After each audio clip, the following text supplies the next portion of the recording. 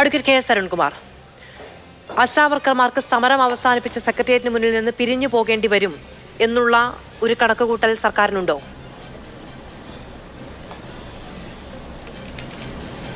ഏതായാലും ഇപ്പോൾ നടക്കുന്ന സമരത്തിന്റെ ഭാഗമായി ഉന്നയിച്ചിരിക്കുന്ന മുദ്രാവാക്യങ്ങൾ സംസ്ഥാന ഗവൺമെന്റിന് പരിഹരിക്കാനോ പരിഗണിക്കാനോ കഴിയാത്തതാണ്. ഈ സമരം ആരംഭിച്ചത് ഫെബ്രുവരി മാസം 10-ാം തീയതിയാണ്. ഫെബ്രുവരി മാസം 15-ന് മിഷൻ ഡയറക്ടർ ചർച്ച നടത്തുകയും ഇവർ ഉന്നയിച്ച ഓരോ മുദ്രാവാക്യങ്ങൾ പരിശോധിക്കുകയും പരിഗണിക്കുകയും ചെയ്തു. അപ്പോൾ അവരോട് കൃത്യമായി കമ്മ്യൂണിക്കേഷൻ കൊടുത്തു. ഏതെങ്കിലും തരത്തിൽ ഹോണറേറിയത്തിൽ വർധനവ് കൊടുക്കാൻ പറ്റിയ സാഹചര്യമല്ല ഇപ്പോഴുള്ളത്. ഇൻസെന്റീവുമായി ബന്ധപ്പെട്ടുകൊണ്ടുള്ള കാര്യങ്ങളെല്ലാം തീരുമാനിക്കേണ്ടത് കേന്ദ്ര ഗവൺമെന്റാണ്. ഈ സ്കീം കേന്ദ്ര ഗവൺമെന്റിൻ്റെതാണ്. അതുപോലെ തന്നെ ഇവരെ ജീവനക്കാരായും തൊഴിലാളിയായും അംഗീകരിക്കണമെന്നുള്ള മുദ്രാവാക്യം സംസ്ഥാന ഗവൺമെന്റിന് ഒരു തരത്തിലും പരിഗണിക്കാൻ കഴിയില്ല. കാരണം സംസ്ഥാന ഗവൺമെന്റ് ഏറ്റവും ശക്തമായി കേന്ദ്രത്തിന് മുന്നിൽ ആവശ്യപ്പെടുന്ന ഒരു മുദ്രാവാക്യമാണത്. അതുപോലെ തന്നെ പെൻഷനറി ബെനിഫിറ്റും റിട്ടയർമെന്റ് പ്രായവും റിട്ടയർമെന്റുമായി ബന്ധപ്പെട്ടുകൊണ്ട് കിട്ടേണ്ട ബെനിഫിറ്റുകളും എല്ലാം സാലറി ഇവർക്ക് കിട്ടുന്ന തരത്തിലേക്ക് ആക്കാൻ ഉള്ള തീരുമാനമെടുക്കേണ്ടതെല്ലാം കേന്ദ്ര ഗവൺമെന്റാണ്. അതുകൊണ്ട് യോജിച്ച തരത്തിൽ കേന്ദ്ര ഗവൺമെന്റിന്റെ മുന്നിൽ ഈ ആവശ്യം ശക്തമായിട്ട് ഉന്നയിക്കാം. അതുകൊണ്ട് സംസ്ഥാന ഗവൺമെന്റിന് പരിഗണിക്കാൻ കഴിയുക അടുത്ത കാലത്ത് സാമ്പത്തിക പ്രതിസന്ധിയുടെ ഭാഗമായി ഓണറേറിയത്തിൽ ഉണ്ടായിട്ടുള്ള കുടിശ്ശിക, ആ കുടിശ്ശികയാണ്. അത് സമയബന്ധിതമായി പെട്ടെന്ന് തന്നെ പരിഗണിക്കാം. കാരണം ഇവിടെ ആശാ വർക്കേഴ്സുമായി ബന്ധപ്പെട്ടുകൊണ്ട് CITU നടത്തിയ സമരത്തിൽ 5-6 നടത്തിയ ഉപരോധം, ഫെബ്രുവരി 5-6 നടത്തിയ ഉപരോധത്തിന്റെ ഒത്തുതീർപ്പ് വ്യവസ്ഥയിൽ 14 ദിവസം സമയം വച്ച് ഒരു കമ്മിറ്റിയെ നിയോഗിച്ചിട്ടുണ്ടെന്നും ആ കമ്മിറ്റി ഈ വിഷയങ്ങൾ പഠിച്ച് ഫെബ്രുവരി മാസം 20-ന് മുമ്പ് റിപ്പോർട്ട് നൽകുമെന്നും ആ റിപ്പോർട്ടിന്റെ അടിസ്ഥാനത്തിൽ അടിയന്തര തീരുമാനമെടുക്കാം എന്നതാണ് തീരുമാനിച്ചത്. കൃത്യമായി 21-ന് തന്നെ ആ റിപ്പോർട്ട് കിട്ടി. 25-ന് മുമ്പ് കുടിശ്ശികയുള്ള ഓണറേറിയം മുഴുവൻ വിതരണം ചെയ്യാൻ തീരുമാനിക്കുകയും അത് മുഴുവൻ ആളുകൾക്കും വിതരണം ചെയ്യുകയും ചെയ്തു. ഇപ്പോൾ നിലവിൽ കുടിശ്ശികയില്ല. ഇപ്പോൾ സംസ്ഥാന ഗവൺമെന്റിന് പരിഗണിക്കാൻ കഴിയുന്ന വിഷയം ഓൾറെഡി പരിഗണിച്ചു കഴിഞ്ഞു. ബാക്കിയെല്ലാം കേന്ദ്രം പരിഗണിച്ച് പരിശോധിക്കേണ്ടതാണ്, തീരുമാനമെടുക്കേണ്ടതാണ്. ഒന്നും ചെയ്യാൻ കഴിയില്ല. സെക്രട്ടേറിയറ്റിന് മുന്നിൽ സമരം നടത്തുന്നത് കൊണ്ട് ഓണറേറിയവുമായി ബന്ധപ്പെട്ട് എന്തെങ്കിലും ഒരു വർധന ഉണ്ടാകില്ല എന്നത് തന്നെയാണല്ലോ അല്ലെ അസന്നിഗ്ധമായി പറയുന്നത്. അതെ, ഇന്ന് ബഹുമാനപ്പെട്ട മുഖ്യമന്ത്രിയും വ്യക്തമാക്കിയിട്ടുണ്ട്. ഈ സമരത്തിൽ ഉന്നയിച്ച മുദ്രാവാക്യങ്ങളിൽ സംസ്ഥാന ഗവൺമെന്റിനെ പരിഗണിക്കാൻ കഴിയുന്നത് പരിഹരിച്ചു കഴിഞ്ഞു. ഇനി കേന്ദ്രം ഈ കാര്യത്തിൽ ഒരു കൃത്യമായിട്ടുള്ള ഇടപെടൽ നടത്തിയാൽ മാത്രമാണ് ജീവനക്കാരായിട്ട് പരിഗണിക്കുന്നതും സാലറി എന്ന രൂപത്തിലേക്ക് ആക്കുന്നതും അതുപോലെ തന്നെ പെൻഷനറി ബെനിഫിറ്റുമായി ബന്ധപ്പെട്ടുകൊണ്ടും ഇവർ ഉന്നയിക്കുന്ന മറ്റ് ആവശ്യങ്ങൾ, മുദ്രാവാക്യങ്ങൾ പരിഗണിക്കാൻ കേന്ദ്ര ഗവൺമെന്റിന്റെ ഭാഗത്തുനിന്ന് അനുഭാവപൂർവ്വമായിട്ടുള്ള ഒരു തീരുമാനം ഉണ്ടായാൽ മാത്രമേ വിചാരിക്കുന്നത്. ശരി, അങ്ങ് പറയുന്നത് പോലെ കേന്ദ്ര സർക്കാരിന്റെ വിഹിതം വർദ്ധിപ്പിച്ചു കൊടുക്കാത്തത് കൊണ്ടാണ് നമുക്ക് ആശാ വർക്കർമാർക്ക് മാന്യമായ ഓണറേറിയം കൊടുക്കാൻ കഴിയാത്തത്. മാന്യമായ ഒരു ഓണറേറിയമാണ് അവർക്ക് കിട്ടുന്നത് എന്ന് അഡ്വക്കേറ്റ് അരുൺകുമാർ വിചാരിക്കുന്നില്ല എന്ന് ഞാനൊന്ന് പ്രതീക്ഷിക്കുകയാണ്. നമുക്ക് 7000 രൂപ ഓണറേറിയം എന്ന് പറയുന്നത് മാന്യമാണ്, ഒരു മനുഷ്യന് ജീവിക്കാൻ പര്യാപ്തമാണ് എന്നൊന്നും വിചാരിക്കില്ല എന്ന് വിചാരിക്കുന്നു.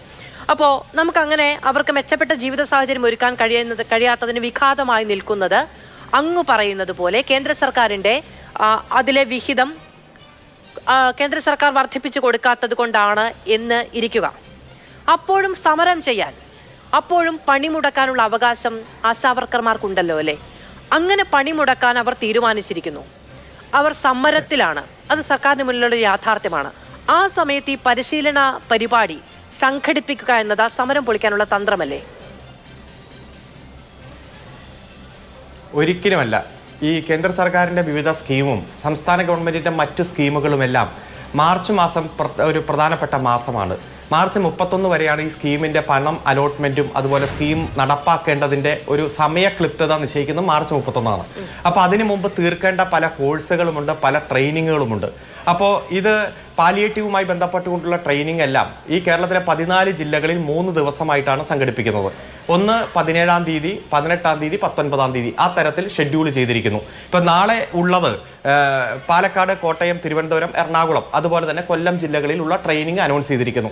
ഇത് പാലിയേറ്റീവുമായി ബന്ധപ്പെട്ടുകൊണ്ടുള്ള ഒരു കോംപ്രഹെൻസീവ് പ്രൈമറി ഹെൽത്ത് കെയറുമായി ബന്ധപ്പെട്ടുകൊണ്ടുള്ള ട്രെയിനിങ് ആണ്.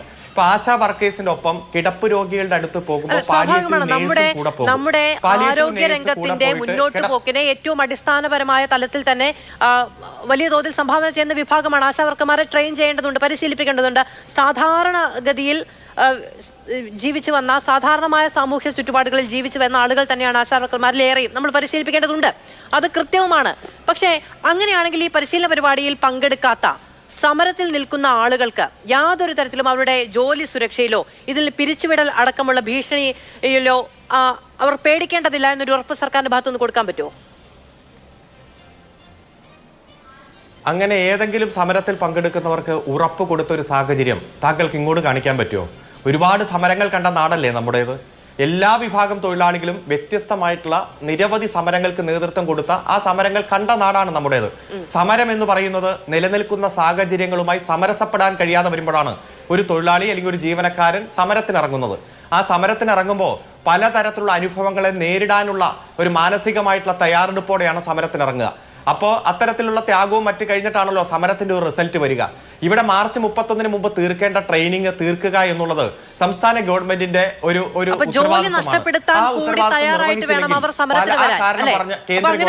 പണി മുടക്കിയതിന്റെ പേരിൽ സമരത്തിന്റെ പേരിൽ ജോലി നഷ്ടപ്പെട്ടാൽ കുത്തിവെക്കാൻ അവർക്കൊരു കൊടിയില്ല എന്നുള്ളത് കൊണ്ട്, രാഷ്ട്രീയ പിന്തുണ ഇല്ല എന്നുള്ളത് കൊണ്ട് വേണമെങ്കിൽ അതങ്ങ് സഹിച്ചോണം എന്നാണോ? അങ്ങനെയല്ല, അങ്ങ് കേൾക്കണം, ഒരു ക്ഷമ കാണിക്കുക. ഒരു സ്കീം ഇംപ്ലിമെന്റ് ചെയ്യുമ്പോൾ നിശ്ചിത ദിവസത്തിനുള്ളിൽ അതിന്റെ ട്രെയിനിങ്ങും അതിന്റെ റിസൾട്ടും ഉണ്ടായില്ലെങ്കിൽ ആ കാരണം പറഞ്ഞ് കേന്ദ്ര ഗവൺമെന്റ് അതിനുവേണ്ടി അലോട്ട് ചെയ്ത തുക നിഷേധിക്കും. ഇത് കേന്ദ്ര സ്കീമാണ്. പല ഘട്ടത്തിലും കേന്ദ്രം കണക്ക് തന്നില്ല, സംസ്ഥാനം കണക്ക് കൊടുത്തില്ല, റിപ്പോർട്ട് സമയത്ത് കൊടുത്തില്ല, അല്ലെങ്കിൽ ട്രെയിനിങ് പൂർത്തീകരിച്ചില്ല എന്നൊക്കെ പറഞ്ഞ് കാരണം കണ്ടെത്താൻ നിൽക്കുകയാണ് കേന്ദ്രം. ആ കാരണം പറഞ്ഞ് നിരവധി പണം പിടിച്ചുവെച്ച കാര്യവും നമ്മുടെ മുന്നിലുണ്ട്. അതുകൊണ്ട് ഏതെങ്കിലും തരത്തിൽ ഇപ്പോൾ ട്രെയിനിങ് നിശ്ചയിച്ചിരിക്കുന്നത് ഒരു സമരത്തെയും പരാജയപ്പെടുത്താനല്ല, സമരം നടക്കുന്നവർക്ക് സമരം നടത്താം, ട്രെയിനിങ്ങിന് അറ്റൻഡ് ചെയ്യേണ്ടവർക്ക് ട്രെയിനിങ് അറ്റൻഡ് ചെയ്യാം, അഥവാ ആബ്സെന്റ് ആകുന്നവർക്ക് ആബ്സെന്റ് ആകാം. അതുമായി ബന്ധപ്പെട്ടുകൊണ്ട് സ്കീം ഇംപ്ലിമെന്റ് ചെയ്യുമ്പോൾ അതിന്റെ സംവിധാനം ചെയ്യും. ട്രെയിനിങ് പരിപാടികൾ പൂർത്തിയാക്കിയില്ലെങ്കിൽ കേന്ദ്രം നൽകാനുള്ള വിഹിതം കേന്ദ്രം കട്ട് ചെയ്യും. അത് സ്വാഭാവികമായും അവരെ നേരിട്ട് ബാധിക്കുന്ന ഒന്നാണ്. നിങ്ങൾ ട്രെയിനിങ്ങിന് പങ്കെടുത്തില്ല, അതുകൊണ്ട് കേന്ദ്രം നൽകാനുള്ള വിഹിതം കിട്ടിയില്ല, അതുകൊണ്ട് തരാൻ കഴിയില്ല എന്ന് പറഞ്ഞാൽ അവർ കൂടി അതിന്റെ ബാധ്യത ഏറ്റെടുക്കും. അങ്ങ് പറഞ്ഞതുപോലെ അവനവൻ സ്വീകരിക്കേണ്ട റിസ്കിന്റെ ഭാഗമായി. പക്ഷെ അപ്പോഴും പിരിച്ചുവിടുക എന്ന ഭീഷണി അവർക്കുണ്ടാവില്ല അല്ലേ? ഇതിപ്പോ നിശ്ചിതമായി 35 ദിവസം ഒരു വാർഡിൽ കിടപ്പ് രോഗികളെ സന്ദർശിക്കുവാനും ഗർഭിണികളായ സ്ത്രീകൾക്ക് ന്യൂട്രൈസേഷനും മറ്റു കാര്യങ്ങളും കൊടുക്കാൻ വേണ്ടി, അതുപോലെ തന്നെ ആ കുട്ടികൾക്ക് കൊടുക്കേണ്ട പോഷകാഹാരങ്ങളുമായി ബന്ധപ്പെട്ടുകൊണ്ട് ചുമതല നിർവഹിക്കേണ്ട ആശാ വർക്കേഴ്സ് ആ ചുമതല നിർവഹിക്കുന്നില്ലെങ്കിൽ ആ സ്കീം പ്രകാരമുള്ള സത്വര നടപടികൾ സ്വീകരിക്കാൻ സംസ്ഥാന ഗവൺമെന്റും കേന്ദ്ര ഗവൺമെന്റും തയ്യാറാകുമല്ലോ. ഇവർക്ക് സമരത്തിൽ എന്നത് സംബന്ധിച്ച് ഒരു ക്ലാരിറ്റി വരുത്താനാണ്. അങ്ങയുടെ വാക്കുകളിൽ നിന്ന് വായിച്ചെടുക്കാൻ കഴിയുന്നുമുണ്ട്.